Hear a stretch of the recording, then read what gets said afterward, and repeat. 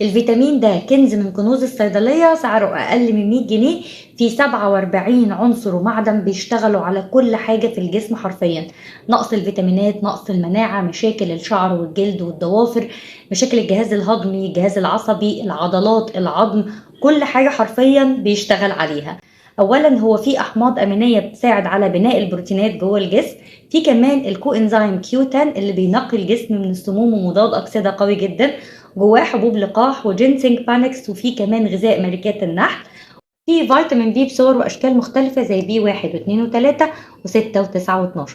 في كمان حديد، والحديد بيدخل جوه تكوين الهيموجلوبين اللي اوريدي بيبقى موجود ومنتشر في الجسم كله. طبعا ده بيحسن معاكي المشكله بتاعه الانيميا وعلاج نقص الحديد في الدم. انا هنا بكلمكم عن الكيروفيت، والكيروفيت من احلى المالتي فيتامينز، ان هو بيحسن من مشكله الاجهاد التاكسدي. الناس اللي بتحس انها تعبانه رغم انها ما عملتش حاجه وبتبقى حاسه انها محتاجه حاجه تديها طاقه كده، من ضمن الحاجات اللي بتحسن انتاج الطاقه. وكمان بيساعد على تحسين الوظائف الدماغيه، الناس اللي عندها مشكله في قله التركيز، بتنسى بسرعه. الحاجات دي حلو جدا جدا، انا برشحه في الفئه السعريه اللي هو فيها كاحلى مالتي فيتامينز. بيحتوي على حاجات موجوده في فيتامينز غاليه كتيره جدا. ده كان بارت 1، استنونا في بارت 2 اللي هنرشح فيه منتجات كتيره جدا من كنوز الصيدليه، منتجات اقتصاديه احلى من الغاليه بكتير.